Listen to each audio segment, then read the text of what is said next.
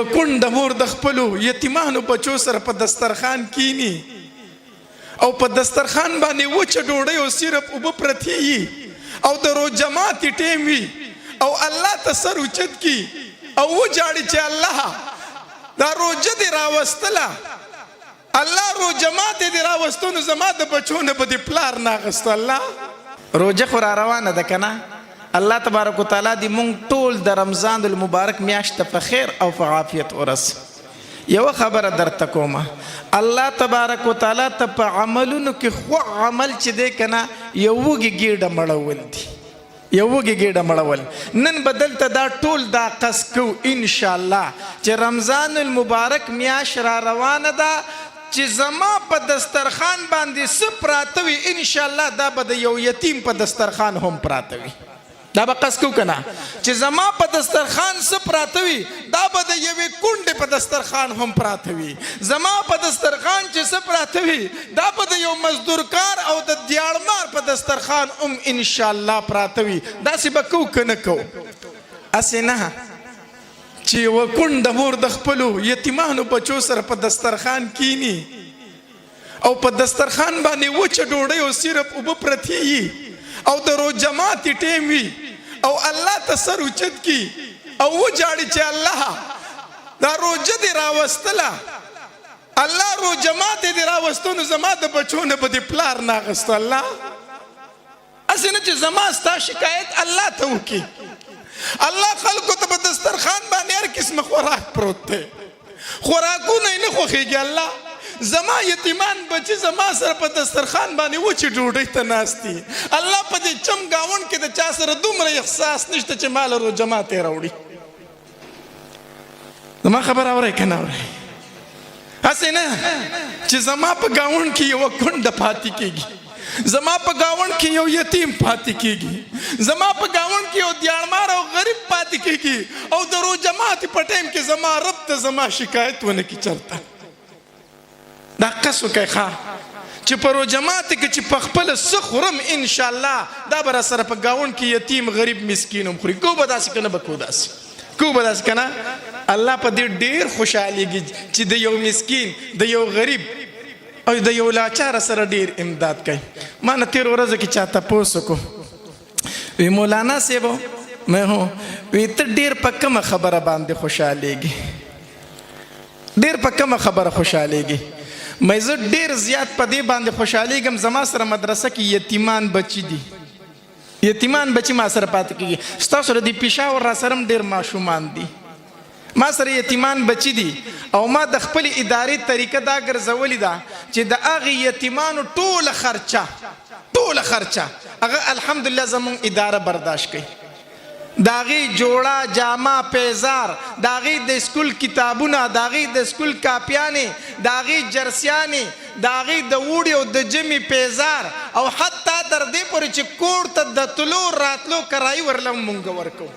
د هغې ماشوم چې څومره اخراجات یې الحمدلله زموږ اداره برداشت کوي نو ما ته ته په کومه ډېره خبره خوشحالېږي مې زه هلته ډېر زیات خوشحالېږم که زه اکثر بیاناتو کې ما زه مدرسې ته ډېرې ورځې پس لاړ شم مې چې خپلې مدرسې ته ورشم که نه او دا یتیمان بچي ما ویني مې قسم په الله ماله داسې رامنډې وي چې سړی خپل پلار ډېر موده بعد ویني مې زه ورته په دې ځمکه ناست یم ماله کله یو غېږله راځي او کله بلې غېږله مې زما د الله په ذات قسم وي چې په دغه ټایم کې زما په زړه کې کومه خوشحالي زه د هغې بیان نشم کولی بله ورځې مدرسې ته لاړم یو یتیم بچی پکې چېرته نه و زه د مدرسې نه ووتم خپل موټر له رالم ګاډي له چې رالم دا دروازه مې کوله وکړه یو بچي راته اوازونه کولي مولي صاحب زه ورته ودرېدم چې راغی ما خواله نو ما ته وی مولي صاحب ما ځان له کپړې جوړې کړې وي قاري صاحب راله د هغې پیسې د پڼ نه راکړې د یتیمانو چې کم پڼ دی خو ما پې ځان له ښکلې ګرانې بټنې لګولي دي نو ما له د هغې پیسې راکړه ما پې ګرانې بټنې لګولي زه ورته په ځمکه کېناستم په دې غېږ کې ونیو ټوکې مې ورسره کولي مې ښه چې نورو وړو ساده بټنې لګولي نو تا ولې ګرانې لګولي خندل مې ورسره مولي صاحب زما خوښې شوي وي ما چې زه به پې دا لګوم ما سره خبرې کولې زما دا خبرې او دغه دا خبرې په پټي کې یو زمیندار لګیا و هغه اورېدی پټي ته دیوال کوم چې دا خبرې واورېدې زما خواله راغی هغه ته چې ما کتل نو جړل هغې زمیندار د جیبه پیسې راواخستې ما ته وی مولي صاحب ته د یتیم دا خبرې ما واورېدلې دا پیسې ولې زما د طرف نه پکې هم ورکا ما ورته وی حاجي صاحب الحمدلله د یتیمانو له ما ډېرې پیسې ایښې دي خو چې دوی ما ته دا خبرې کوي او زه ورسره لګیا ما له خوند راکوي الله د یتیمانو د مسکینانو سره ډېر مرسته کوي ښه ډېر ښه خبر موضوع رانه بل خوا لاړه سمې وي زما موضوع ما نه یو خوا بل خوا خورېږي راخورېږي نبی علیه صلات وسلام چې کله د سحر مونځ وکړو وی په تاسو کې داسې څوک شته دی چې یو وږې ګېډۍ مړه کړي ټول صحابه کرام چپ شو ابوبکر رضی الله تعالی فرمایل وی او د الله پاک پیغمبرم بیګا ما یو مسکین ته ډوډۍ ورکړې ده بیا نبی علیہ الصلوۃ والسلام فرمایل وی پتا سو کې داسې څوک شته دی چې بیګای د یو مریض پوښتنه کړي ټول صحابه کرام بیا چپ شو ابوبکر رضی الله تعالی فرمایل وی او د الله پاک پیغمبره بیګایو صحابي بیمار او دغه پوښتنه لم ورغلې ما بیا نبی علیہ الصلوۃ والسلام پوښتنه وکړه وی پتا سو کې داسې څوک شته دی چې د یو مسلمان په جنازه کې شرکت کړي ټول صحابه کرام بیا غلی شو ابوبکر خو ابوبکر دیکھنا ابوبکر رضی الله عنه فرمایلی او د الله پاک پیغمبره بیګا یو صحابي وفات شو دغه جنازې له هم تلو ما خو د الله پاک پیغمبره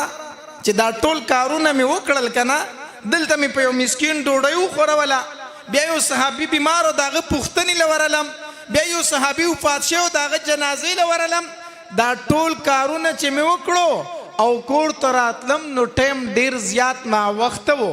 ما وی کو اوس وده کېږي تهجد خو پاتې خو فرض مون برانم پاتې شي د الله پاک پیغمبره بیا مې قرآن راواغستو نو باقي شپه مې د قرآن په تلاوت تېره کړه حتی در دې پورې چې د مسجد نبوي نه د اذان اواز راغی حي علی الصلاة حي علی الفلاح الصلاة خیر من النوم د الله پاک پیغمبره بیګانه شپه کې مې خوب نه دی کړی بیا رالم او پتا پسې مې مونځ کو دغه ناس یمه نبی علیہ الصلوۃ والسلام ورته فرمایلی ابوبکر خبره دا ځکه په بیګانه شپه کې جبریل علیہ الصلوۃ والسلام زما خواله سل پیری راغې او ما ته وی چې په ابوبکر می سلام وایا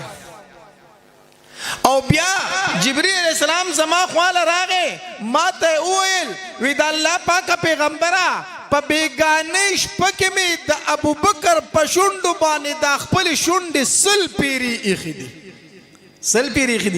دا تا د قرآن تلاوت کو ځکه جبریل علیہ السلام بار بار زما خواله راتو زوم نن موري پلارا ستا د بچی چې د قرآن تلاوت شروع کی د اسمان نه فرشتې راکوزیږي او د په شونډو باندې خپل شونډې ږدي داسې بچی درته الله در نصیب کو د الله تبارک وتعالی ډیر شکر ادا کوه او خوشحاله په دې باندې شوم دلته کې حاجي صاحب ناست دی یو ملګری سره بل زما په خیال چې چېرته لاړو دی راته وویلو چې حاجي صاحب دی په دې عمر کې په ناظره باندې قرآن ختم کو ووایې الحمدلله حاجي صاحب یو خوشخبري درته کومه نن د سپینه پګړۍ والی دا او د قرآن د حافظانو سره ناست دی انشاءالله په میدان محشر کې به هم د قرآن د حافظانو سره انشاءالله څنګه چې نن ورسره دلته ملګری انشاءالله په میدان محشر کې به ورسره ملګری او انشاءالله په جنت کې به ورسره ملګری انشاءالله